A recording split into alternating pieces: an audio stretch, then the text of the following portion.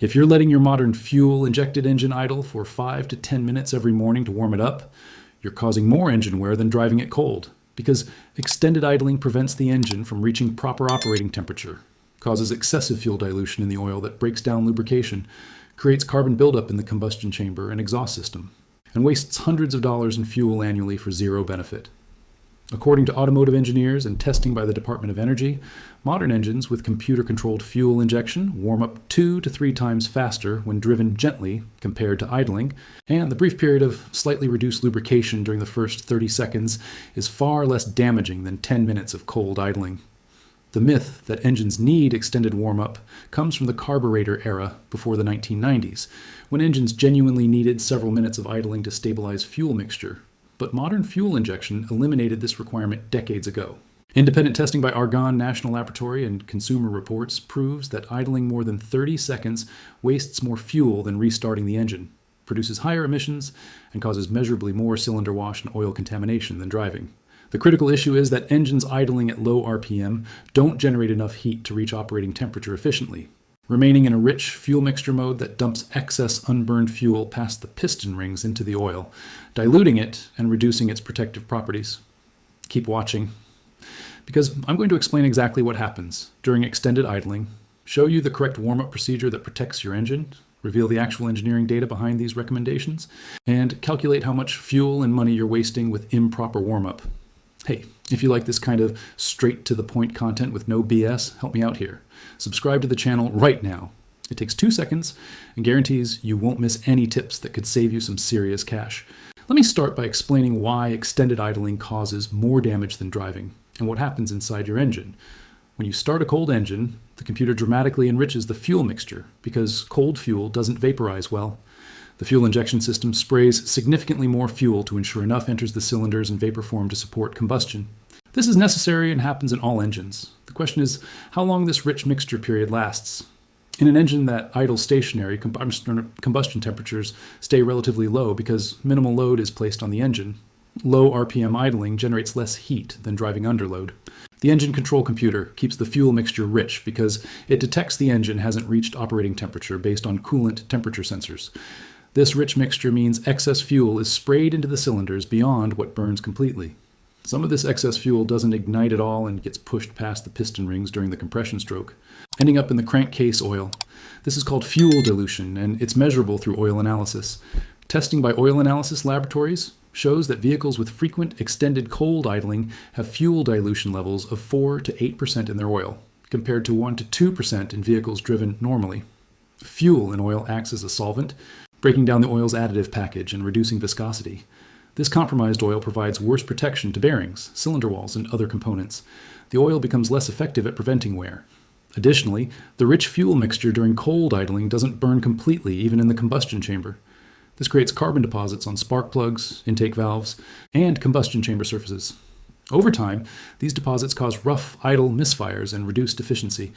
The incomplete combustion also sends unburned fuel into the catalytic converter. Catalytic converters need to reach 600 degrees Fahrenheit to function efficiently. During extended idling, the converter never reaches this temperature, so it can't process the excess hydrocarbons. This creates emissions and can eventually damage the catalyst from raw fuel exposure. Another problem is that oil pressure at idle is lower than at driving RPM. Modern engines have sophisticated oiling systems, but they're designed to provide optimal pressure when the engine operates in its normal RPM range. Extended idling means critical components like valve train and bearings operate with marginal oil pressure and contaminated oil. Now, compare this to driving the vehicle gently after a brief warm-up period. When you drive even at moderate throttle and RPM, the engine immediately starts generating significantly more heat. Combustion temperatures rise. The engine computer begins leaning out the fuel mixture as the coolant temperature sensor shows warming. Within 2 to 3 minutes of gentle driving, the engine reaches operating temperature where fuel mixture normalizes, oil temperature rises, and all systems function as designed. The brief period during those first 2 minutes when the oil is cold and slightly less protective is far less damaging than 10 minutes of fuel-contaminated idling. Now let me explain the actual correct warm-up procedure based on engineering recommendations and manufacturer guidelines. The correct procedure applies to all modern fuel-injected vehicles manufactured from the mid-1990s forward. Step 1. Start the engine and let it idle for 15 to 30 seconds maximum. This brief period allows oil pressure to build throughout the system and ensures oil has reached all critical components. Trying to drive immediately on startup means some components operate dry for a few seconds, which causes minor wear. Waiting 15 to 30 seconds provides full lubrication. Step 2, begin driving gently. Don't sit and idle for minutes. After 30 seconds, put the vehicle in gear and drive at moderate speeds with light throttle. Keep RPM below 3,000 and avoid hard acceleration. Drive as you would in a residential neighborhood. Step 3, continue gentle driving for the first 5 to 10 minutes or until the coolant temperature gauge reaches normal operating position. During this time, the engine warms up much faster than idling because it's under load and generating heat. The oil temperature also rises, improving lubrication. Step 4. Once the temperature gauge reads normal, you can drive normally with full throttle and high RPM as needed. The engine is now at optimal temperature and all systems are functioning properly. This procedure is explicitly recommended by virtually every automotive manufacturer and endorsed by automotive engineers. Let me cite specific sources. Ford Motor Company states in owner's manuals, only idle the engine for 30 seconds, then drive gently until warm.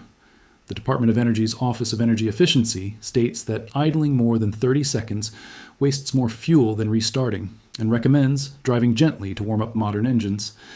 Consumer Reports testing found that engines reach operating temperatures 68% faster when driven compared to idling. Argonne National Laboratory research shows that idling produces higher emissions per mile than driving and contributes to carbon buildup. The Society of Automotive Engineers technical papers document that extended idling at cold temperatures maximizes fuel dilution in oil. These aren't opinions or marketing. These are engineering facts based on testing and analysis. The carburetor era warm-up requirement that many people still follow was genuine for vehicles built before approximately 1995. Carbureted engines had mechanical fuel metering that couldn't adjust mixture precisely based on temperature. They needed manual choke or automatic choke enrichment and several minutes of idling to stabilize before they would run smoothly when driven. But fuel injection changed everything. Computer-controlled fuel injection adjusts mixture constantly based on multiple sensor inputs, allowing immediate adaptation to temperature changes. This eliminated the need for extended warm-up. Now, let me address specific concerns and questions people have about this recommendation. Concern 1, won't driving with cold oil cause wear? Answer, yes. Cold oil is slightly less protective, but this minor increase in wear during 2 minutes of gentle driving is far less than the damage from 10 minutes of fuel-contaminated oil during extended idling. The key is driving gently, not aggressively, until warm.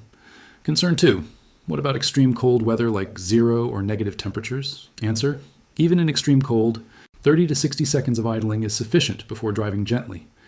If concerned about extreme cold, use a block heater or oil pan heater to pre-warm the engine, then follow the same 30-second idle before driving gently procedure. Concern 3, my engine runs rough if I drive immediately. Doesn't this mean it needs warm-up? Answer, rough running during the first minute is normal for some engines as the computer adjusts fuel mixture. This doesn't indicate damage, it's part of the warm-up process. Driving gently while rough causes no harm and the roughness disappears faster than if idling. Concern 4, what about turbo engines or performance vehicles?